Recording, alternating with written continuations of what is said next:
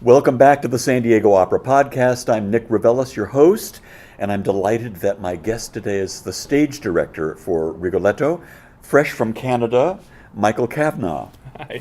Welcome. Thanks, Nick. Appreciate It's it. so good to have you here Likewise. today and during this entire rehearsal Yeah. period. How's it going, It's first going, of all? I think it's going very, very well. The production is a familiar one to me, so that's This is the third time? this is the second time that time. I've done it. It's I think the fourth or fifth time, well, maybe more, that it's been done in its history. But it went to sleep for a little while, a little hibernation. And we'll talk about that. That's right. But the point is the elements that San Diego Opera have assembled for me, the cast and this wonderful maestro and the support and the production team is second to none. It's just terrific. It's been a wonderful experience so far. That's what I've been getting from feedback from folks on staff who have been sitting in on rehearsals and the cast members themselves and everybody. It's so wonderful. I've said this 1,000 times. It's so wonderful to see everybody pulling in such a positive way for a product that is of such high caliber. You fantastic. can't get better than Verdi's Rigoletto. No, you really can't. You can't. It approaches, if not embodies, perfection in our art form. It really is incredible. Yeah. And this whole notion of things going well in the rehearsal process, it's often said, but it's not always true in these interview situations. How's it going? Great. Everybody's wonderful. Yeah. But in this case, it really, really is a wonderfully mutually supportive environment, and I just think the world of everybody involved, especially the locals. I mean, the chorus are fantastic, and we all bar fly. none. Oh They're man, so good. They are second to none. That's true, actually. They really are. We itinerant opera people, we fly in from various cities and we gather, and that's so it's easy for us to sort of get along because we know that in another month away we all go to our homes and families and other projects. But the people who live here and really personify the culture of the company, they are the ones that I'm just absolutely, especially delighted with. Well, I have to tell a little bit of an anecdote. Okay. Because I was sitting in on the piano run Saturday night for the first act. Oh yeah, in the theater, yes. In the theater. And at one point, things had to stop, and the backstage crew had to come out and attach a door to Rigoletto's villa. Right. And as they were leaving, you got on the mic and you thanked them for their work. And I've got to tell you, I don't think I'd ever seen that happen before. That was so cool. Because the backstage crew, they don't typically get that kind of recognition. This is what I'm talking about. That first of all, I was genuinely delighted with how that went. Yeah, they missed one little element, this door, and I needed it to rehearse, or else I would have kept going. But that was the first time that these big, cumbersome, noisy pieces of scenery had to be manipulated from one world to another in a very short amount of time. Yeah, it was a scene change. Right. And what usually happens the first time this happens, it's just everybody just waits and waits while they figure it out. It's like buying an IKEA bookshelf. It takes you hours so they had a giant Allen key. No, they didn't have that. But what they did do was they obviously had done their homework and had figured it out and had talked about it beforehand and done all the preparation things that we all do in our daily lives, and stage crews don't often get a chance to do, or they just they do what they're told and nothing more. But they took this initiative under the wonderful leadership, and it was fantastic. It was one of the few times I'd seen that happen. So why wouldn't I thank them? Yeah, it was so smooth. And what usually and what happens, Nick, is that the stage crew are judged usually, like stage management, by how far short of perfection they fall. In other words, if they're perfect, no one ever says anything. Yeah. And it's when things go wrong, or things go south, or a light doesn't come on, or somebody comes on wrong, or a prop's missing. They hear about it. And so they get barked at all the time. Yeah. And all too rarely do they get commended for this incredible work that they're doing. Well, you're to be commended for doing. I just thought that was really, really lovely. Oh well, thank you. Now I know because I've often asked stage director, "What's your job?" Yeah. And they always say, "My job is to tell the story." Okay, so that's a given. Mm-hmm. Okay. Yeah, absolutely. It is a given. Absolutely. So you're given the job to tell the story of Rigoletto. Yeah. Let's assume that you know what your job is. Yeah. Where do you go from there? How do you start? If you can sort of think back about how you started with Rigoletto, what were your first steps in terms of getting into the piece and figuring out how to make it Excellent question. work? And I've been asked that question an awful lot. What is your first job? The original question you posed there. Yeah. And I actually almost never say tell the story because, again, that's a given. Yeah. I really feel that my primary job, if not my fundamental job, in other words, the first thing I have to undertake is to have an opinion, is to have a point of view on the material. Ah, okay. It's easy to tell a story, but it's something else to give it a lens through which we look, and in other words, have try to make some sort of a statement. Right. So what I do to make that manifest is I go drilling down into past the story, past the narrative, and into the thematic material. What is it trying to say about us as human beings? What answers does it provide? But more importantly, what questions does it ask about the kind of human nature and the kind of interaction that we all have to get along in, and to sort of maximize and idealize our lives. So when you unpeeled that onion on Piavet's libretto and Verdi's music, what did you discover? Well, I don't. Piavet is a bit of an intermediary. I don't want to slag Piavet's family. He's a lovely fellow. He was a lovely fellow, long gone. However, he was in service to Verdi writing the libretto. He was also in service to Victor Hugo, right, the real originator of this incredible story under a different title. It's based on a play by Hugo. By Hugo, Le Roi s'amuse, which deals with these great themes. And that's where I went. And Piavet then had to, it's like writing a screenplay from an epic novel. Right. Right. It still takes lots of skill, but he's not plumbing the depths of the human condition like Victor Hugo could. Right. And certainly Giuseppe Verdi did. And the themes that I like to focus on. There's lots going on. There's lots going on in every great work, and in most minor works as well. It's just there in the looking. It's there for the finding. And what I've found is it's a very spiritual piece. And you and I have talked about this off camera, and we talk about it a lot in rehearsal.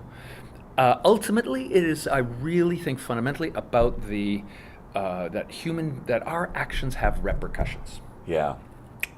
And that's for good and that's on both sides of the ledger. And we have as a central character, not the title character, central character, this Duke, who is devoid of such obligations. Right. He is his job. Everyone likes to call him evil but I don't really think he is. I think he's just incredibly entitled. And we know these people. They go through life never having to clean up their own messes, never having to even consider the consequences of any actions. I see something, I take it. Yeah. I see someone, I take her or him. A life or a body or a person or a possession is just a plaything to them. Yeah, and that is a very fresh idea, and it'll never be stale because those kinds of people are always going to be around. Right? It's archetypal. Yeah. We have them all over opera, of course. Pinkerton is a great example. Everyone boos Pinkerton at the end of the show, but Pinkerton's a nice guy. He sees himself as a nice guy, right? And I imagine the Duke does as well. Of course, the Duke is doing what he's always done. When he was 2 years old, this Duke, he was never, had taught any consequences of any actions. Right. When he was 10, when he was 14, and now when he's however old he is, in full adulthood, he has never ever had to consider there's a big slice across his empathy characteristic in he doesn't have one. Yeah. He has no need. He never has been urged or compelled to consider somebody else's point of view. Yeah. He doesn't care. And does that make him evil? I don't know. I think it makes him damaged. I think that makes him less of the kind of human being that we want to be. So when I present Rigoletto, what I want to present is a world as a cautionary tale. That world is the one that we don't want. Don't let this happen. Right. There's one shining example of a person in this play who carefully considers all of the consequences of her actions, and they are for the common good. This incredibly spiritual moment. I was going to say Christian, but because it is Christ-like in the sense of sacrificing your own life for the worst person you know. Yeah. That's what Gilda does ultimately. Yeah. Yes, she sings "I love him" and I think he still loves me, and her dad, says no, that's not true, and she has this, moments of turmoil. But when it comes down to trying to redeem her own life, she discovers, and she has this epiphany, this wonderful epiphany, that it is through self-sacrifice. Because she just doesn't just hope that there's some sort of eternal reward. She is absolutely convinced that this life that we all find ourselves in is a stepping stone to a greater one, and especially if you can make your life really matter by saving others, it's worth giving up. That's a fascinating point of view, because in everything that you said about what you consider the main theme of the opera, you didn't mention Rigoletto once. Well, it was the Duke, and it was Gilda, and that world, and that's where I guess it begs the question: where does Rigoletto fit in? Okay. So here we have. But I mean, it's wonderful. It's a great. The dynamic, it's a three-way dynamic, this one. And very often there's, like in Tosca, there's this wonderful trio, the three pillars, the three legs of the stool of Tosca, right? They're all equal, and that's a whole other opera we can talk about another day. But in this piece, it's a continuum. They're poles. We have the Duke on one end, who has absolutely no care or concern for the consequences of his actions, never had to, never will. On the other end of the spectrum is this woman who carefully considers everything that she's going to do and what it might arise of it, especially at the end in this. So we have these opposite poles. And in between we have Rigoletto, who bounces back and forth between the two. And he is ultimately like us. We aspire to be like Gilda. We really hope we're not like the Duke.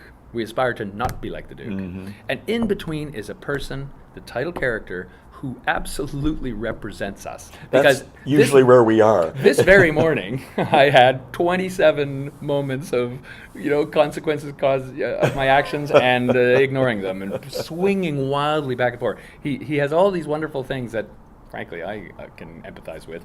Poor impulse control. Irrational reactions to outside stimuli. And so on, right? He's deeply flawed and he's deeply human, and that's the genius of this piece. Is that in this story that rockets forward, almost it's got this incredible sense of inevitability, right? Finality. This ending is coming. Well, that's Verdi, isn't it? The motor starts from the first note. And you have this feeling of driving forward constantly. Relentless. And it's something that you don't feel in the body of the work of most composers. No, it's true. It's very true. It's just constantly moving forward. And he recognized that himself. Yeah. Funny, I'm a huge Mozart fan, of course, and as are we all, I hope. Oh, yes. But we have been talking about Don Giovanni a lot in this piece. There's all sorts of echoes. There's even musical echoes. Verdi, of course, knew that piece. And there's all sorts of notions of comeuppance, right? This whole commendatory engine that's driving that piece. And this, again, consequences for your actions. Thematically, they're very similar. Yeah. And this piece, I mean, the one thing, I'd like to say that Mozart, like Verdi, these two giants scored the human heart like few others. And I mean that in both senses of the word. They gave it sound. In other words, they set the human condition, all the turmoils and peaks and valleys of our existence, right? Especially in our soul, in our heart. They set that to music, but they also score it in the sense that all these incredibly powerful ideas are etched onto our hearts the first time we hear this music. Yeah. And it never goes away. Yeah. And it's so direct and oftentimes so simple. Well, sure. And sure. And this big simple idea that this is what I go looking for. Where is the big simple idea that's going to open, that's going to allow a prism for us to look through, to refract all of the action that goes on. The simpler and stronger the idea, the better for me. Right. And I think this one does it. And then the refractions are all the complexities of human life. Yeah. Oh. I don't know if I'm ready to see this piece now. It's just incredible. It is incredible. And thank you for your words, because I think that really helps me, certainly, and our audience to focus on this piece in a very special way. It's an incredible piece. So looking forward to the opening, and thank you for being here. My pleasure, Nick. And I hope you come back. I do too. I do too. That would be fantastic. I'm loving it here so far. Thanks. Thank you.